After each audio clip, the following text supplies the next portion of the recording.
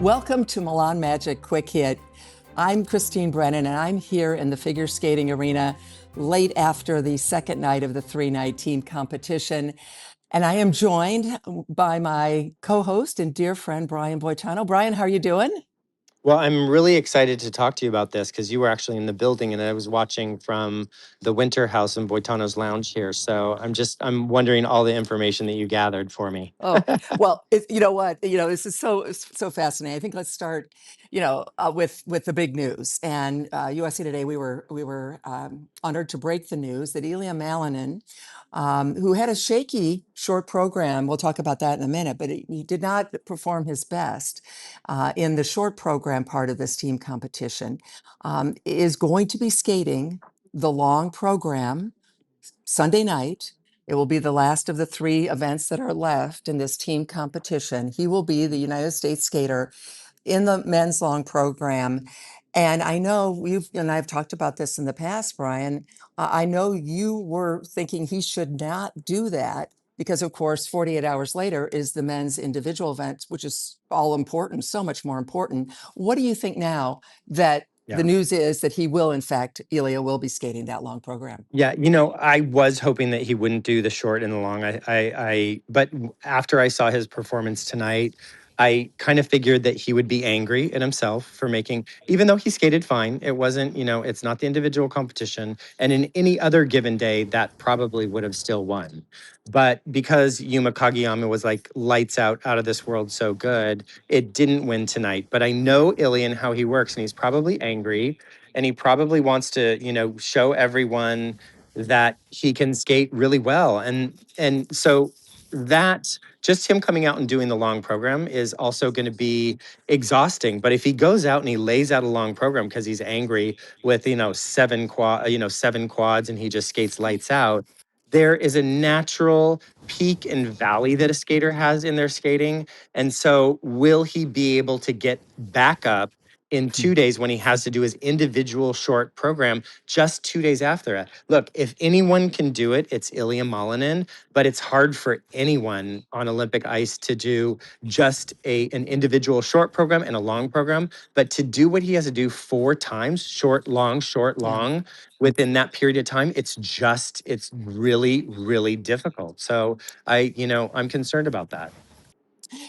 Brian, I'll throw something at you here. Yeah, yep.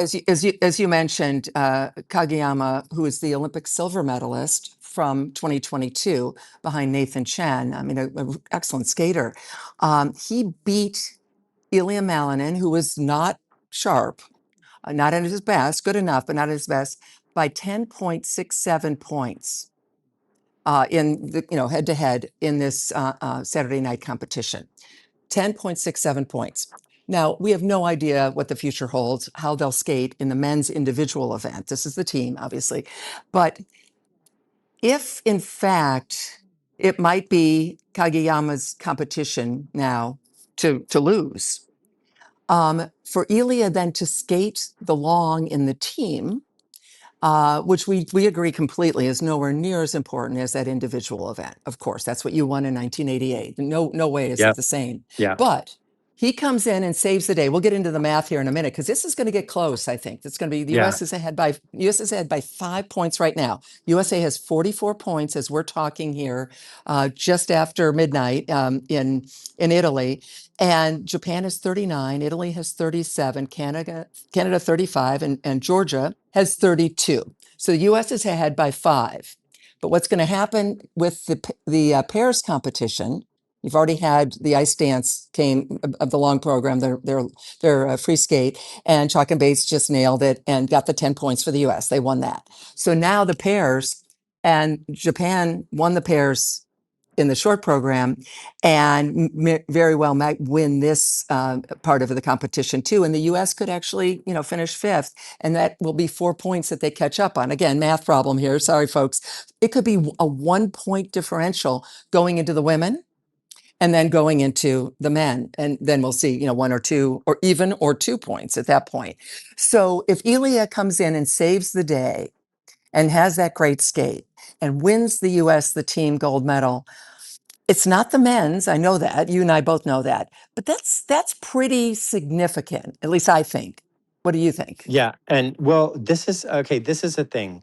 So Yuma Kageyama is not going to do the long program, right? So he has put his skate out there, and the reason that he won is because he got 15 points of GOE, meaning for those of you at home who don't know, each element that you do, you're assigned like a +5 or a -5 on whatever you do. He was so good. His quadruple triple combination, in my opinion, should have even been marked higher, but he beat Ilia because he got those 15 points on GO8. Not just that, but there were other points involved. But this is what we always talked about. Ilia can only be beaten by someone if Ilia doesn't skate his best, and if someone like a Yuma Kageyama goes out in the individual competition and skates lights out and gets +5s on everything that he does. This is the person who is going to threaten Ilia Malinin for the gold. And so Yuma's going to be resting for 3 days before he goes into the single individual short program. And Ilya's been going to be working hard now, whether Ilia puts together a program that's conservative or goes all out, it's still on Olympic ice. It's still pressure. You're still going out there. You're giving all this energy, and it's really hard to recoup in a couple days. While Yuma is resting, Ilia will be working. Yeah, no, no, that is true. I also think, though, if it doesn't go well for Elia, then of course the questions will be there, right? I'm talking about not going well in the men's individual event. All of us journalists will be asking, was that the right thing to do? You'll be asking that. A lot of the Olympic greats from the past will be talking about it. I mean, there's going to be a lot of controversy here and conversation, no matter what. Which, of course, it's figure skating. Hello, of course, there's going to be. Yeah, yeah. But so this adds actually layers and layers of intrigue that I find fascinating. And I Well, know yeah. a lot of people do, don't you? Well, yeah, and the other thing too, and you and I haven't had a chance to talk about this, but this is Ilia's first Olympics. Yuma's been in Olympics before. He has that. He took to that ice tonight like he's been there before. He's skated under this pressure of seeing the Olympic rings hanging in the Coliseum and knowing you're here for this special event. And Ilia hasn't. There's still a sort of touch your toe in the water, see what the temperature is, because you've never been in this situation before. And he's still getting his bearings on that. So, Yuma comes in as a veteran of the Olympics, and Ilya is just experiencing the Olympics for the first time. And that really could have an effect. And like I said, if anyone can do it, it's Ilya, but he puts himself at a disadvantage because of that. Right. Oh, no, no, for sure. And then talking about conversation topics and things that of course, explode during the 2 weeks, 2.5 weeks of the Olympics that otherwise people would just go ho hum, probably. But as you know, Elia was second 4 years ago at the nationals, the Olympic, pre-Olympic nationals, and they didn't send him to the Olympics. And that will come up again because as you're talking about this Olympic experience, if in fact that comes into play, we've only seen now one of four Ilia performances. Um, so we'll see how it plays out. But he was shaky, he was shaky. He was not that triple axel. We don't want to get too in the weeds here for everybody, but Yeah. it was not, he looked, you know what he did? And I wrote this in my piece for USA Today. He was just, he was off. He was not He was quite he was tight. himself. He was tight. And you could see it in his face and you could see it in his energy. He was tight. And so that's what and you know what I think is going to happen? I honestly think he's going to skate lights out in the long program. Whether he does 7 quads, I hope he doesn't do that, but because I hope he saves it for the individual long program. I think he's going to skate a clean, really great long program. But then like what we're talking about conserving energy in the next couple days before the short and reaching that peak of skating a great long program. Like I said, there are peaks and valleys. Is if he can get up in 2 days for that short program, that'll be the real test. And that's the conversation that you and I will be having after his completely amazing long program. Well, exactly. And how about this? I'll throw out another one for you and all of our listeners. And thanks so much for joining us again on this quick hit, our first of quite a few quick hits here during the Olympics in Milan. What if he does it? What if he leads the U.S. to victory in the team? and then comes back and is lights out in the short and long. I'm just, one of the many possibilities in the realm of the spectrum of what could happen. Oh my goodness, right? To do that when everyone else is resting, as you said, when Yuma's not skating tomorrow, if he does that, then it's, Superman stuff. And that would be, Yeah. that'd be great, for him for sure. And Brian, I was in the mix zone. So mix zone is where we do the interviews, and it's basically because it's called that because the journalists are and you've been in them many times, and the reporters are kind of separated by a little partition or whatever, but we're mixed. We're mixing up in the mixing it up in the mix zone. And Ilia, was upbeat. Not at all down, but he said something Huh. very interesting, and actually I wrote about this. Folks can find all this stuff online on our social media and on usatoday.com, USA Today Sports. He said about his performance in the short program of the team competition. Of course, that wasn't the perfect, ideal 100% skate that I would have wanted to have, but for the standard I set myself today, I think I achieved that. So then there was a follow-up question. By the way, we were packed in. I mean, there were more people there than I have seen in a long time around any skater since maybe the days of Yuna Kim Tanya or something. Nancy. Well, Oh. Tanya Nancy before that, yes. But I mean, yes, it was not as big of that as that crowd. Which for avid listeners of Milan Magic, that we've already talked all about that. But in terms of just around a singular skater after a performance, it was a madhouse in there. I have so many people around him. So now he said, right, for the standard, that was the key word for that quote, the standard I set myself today, I think I achieved that. So I was nowhere near him, so there's no way I'm going to be able to shout out or ask a question. But someone then asked about what do you mean by the standard? And then he went on to say that this is Ilia Malinin, he came into the team competition with only 50% of my full potential. That's the way I pace myself leading up to the individual, meaning the men's event, he said. Well, when you hear an Olympic athlete talk about only doing 50% of their full potential, that resonates. And there were a lot of journalists, again, taking everyone kind of inside here, all of us kind of, wow, that's a quote, that's whatever.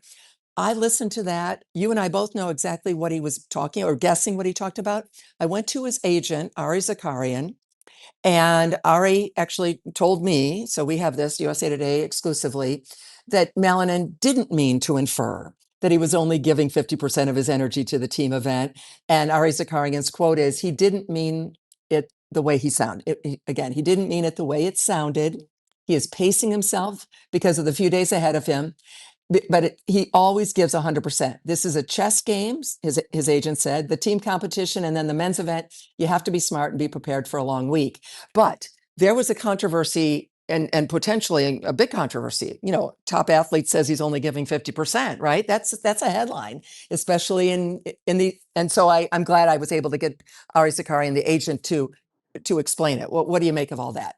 I think, yeah, I mean, I think, I would imagine that he wasn't saying what people thought he was saying. I think that his agent's probably right. And this is the other thing, Christine. I mean, and this is what my hope and my prediction is for the long program. We saw at the national championships that he did only 3 quadruples to win because that's all he had to do to win. And he was, I don't know if he was feeling well or whatever, but he decided to do a conservative long program. He captured the national title. And when I saw him backstage, I went back and I said, that was a really smart skate because his warm-ups weren't great. And he looked at me and he said, smart skate. Yeah, that's exactly. Thank you. Thank you. I appreciate that. And that's what we need from him. And he's smart enough to do it. He needs to do a smart skate because he can do 4 quads in the long program, still win, and our team can still win, but it will be a smart skate, leaving himself a little bit more to prove when it comes to the long program in the individual competition. And so that's what I'm hoping that he's going to do. And that would be the smartest thing for him to do. How much fun, Brian, is this conversation? I mean, this is I just love this. it's so interesting. It's right in your wheelhouse, obviously, It as is. the 88 men's, but it's also right in my wheelhouse as a journalist and just the Yeah. machinations. Before we go, I want to just take a second. So again, just to remind everybody, it is a math problem. It truly is an interesting thing. This is, Uh-oh. it's, You're going to lose me it's, here. it's kind okay. Well, okay, no fractions. There's no fractions. Numbers. No, exactly. But it's kind of like the Ryder Cup in golf. It's a team event, and it's all these point. You add up the numbers, right? So right now, again, as we're talking, after one of the four events of the long program, so to speak, the ice dance is done. The U.S. is ahead, as I said, by 5, as you know, over Japan. So that's you watch U.S. and Japan. Italy's at 2 points behind Japan, but this is the U.S. against Japan. So again, the Japanese pair will probably win, and the U.S. could actually finish 5th. Which would mean that, and there's only 5, by the way. There was a cut. Huge thing to make sure we mention. There was a cut from Yeah. the 10 teams, the 10 countries down to 5. So France missed the cut. So there were no French ice dancers to challenge Chuck and Bates, which helped them Right. Yeah. Saturday night. Okay, so you got these 5. USA, Japan. That's clearly, I've said that 7 times, and I stand by it. Anyway, so we're all a little tired here. So, but get this. So all of a sudden, gaming this out, because I wanted to get us to talk about the women for just a minute or two before we say goodnight. So 5 points maybe evaporate, that 5-point lead maybe evaporates, and now it's a 1-point lead for the US, or maybe 2 points, right? But Japan's going to creep closer with the pairs. So now you have the women, and then the men are last. And for the US, Amber Glenn, as we expected, of course, is going to skate the long program. Kaori Sakamoto is coming back. She skated the short. As you know, she is the 3-time world champion. And she is rock solid and skated beautifully to beat Alyssa Liu in the short program on the first night of competition. What do you make, especially if it's within 1 or 2 points now, of Amber Glenn versus Kaori? Wow, I'm still like sort of thinking about what you said of Cowrie doing the long program. I think for her that's not a great decision, but because there are 2 other Japanese women who are really solid and really good that can take on that responsibility and deliver. So that's an interesting choice. Maybe it's because the women have a longer break and she Mhm. feels that she can regroup. It's not like the men coming back.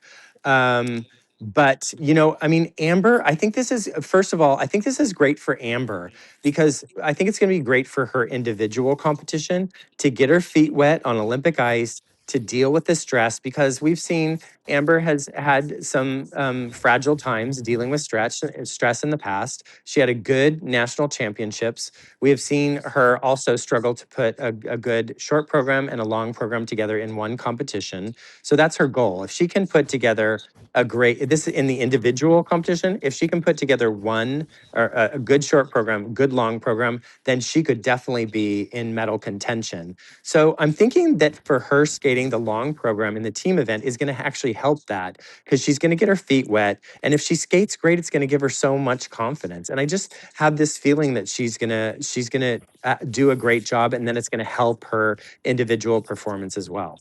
Yeah, no, that's a great point. And of course, as you're referring to Amber, I looked it up. The last 3 worlds, she was 5th, 10th, and 12th. Yeah. During that same time, Kaori Sakamoto was 2nd to Alyssa Liu, and then of course won twice, and she's 2 of her 3 world titles. And of course, she was the bronze medalist at the 2022 Winter Olympics. So again, the same thing you talked about with the men. You've got an Olympic veteran, Sakamoto, Yep. against a newcomer. Yep. So bottom line is, if Amber does not, if Amber gets 9 points and Kiori gets 10 points, it could be down to either tied or a 1-point margin when Ilia takes the ice. So talk about drama. That's going to be something. Yeah, What that's do a you think? drama, and that's super pressure, drama and pressure. And I know all these. I mean, they want to win the team competition, but that's also the drama, because they have to, take it from the playbook, like do a smart, skate in that they're trying to win a gold medal for the team competition, but they have to take into consideration the individual competition. And honestly, the individual competition is every skater's goal in their life of skating, is to win an Olympic individual medal. And so that's where the drama comes into play. Well, it's going to be great. I guess we should do before we go, a prediction. So Do we I'll have go to first. go? I And want people, I want to like talk about this for another hour and a half. No, I'm right, kidding. I right. know we Well, gotta go. no, let's no. In fact, we can tell people officially right now, real time. And wonderful Jeff is on the line. Sam, our gang, our wonderful group of the team here of Milan Magic making the magic. But it's 1:13 in the morning local time. So yes, we should go soon. And by the way, Oh, when it we is? talk I about just fell asleep for a second. Would you say it's 1:13? Oh 1:13 my in the God, we morning. could talk about this forever. Well, we could, but and when We we have to talk go to about bed, Christine. we do, but when we talk about tomorrow, it's actually today. So that this is going to happen. My prediction is the U.S. It's going to be really tight. I think Amber hangs in there and comes in second, and then Ilia gets those 10 points over Shun Sato, and which of course that's an advantage. I mean, Ilia Sato Yeah, was sixth at the Worlds that Ilia won last year, but yeah, or I guess, or 2 years ago, whatever. The bottom line is that is, that's, and Ilia comes in and wins the thing for the United States. That's my prediction. What's your yeah. prediction? I think I agree with you on that. And we haven't even gotten to talk about Chalk and Bates and how great they were and how that established them for a possible individual gold, like in the ice dance, and how that really set them up to because they skated so well and their Hmm. score was so amazing. So, I mean, I know we could talk about this for another hour, but I got to go to bed. Right. Well, me too. Hey, But I agree with you. Your predictions are spot on. So I well, agree with you on all your and, predictions. We're going to and win. It'll be close. And we're going to cheer here. well, and 100, it's a journalist. There's no cheering in the press box, as you know, but I will be taking I'll notes. cheer for you. But I'll cheer double. well, thank you. That sounds good. But of course, catch us wherever you listen to your podcast and on YouTube for the ones that are on YouTube, which I guess this will be, but just without our pictures. And we're calling this Milan Magic Quick Hit, but I think we got to edit that to Milan Magic Not So Quick Hit. Or just Yes, hit. as we talk Milan and talk. Magic Listen, hit. Brian, It's a have a hit. good night. All right. We're Absolutely. Thanks for listening, signing everybody. off for Milan Magic.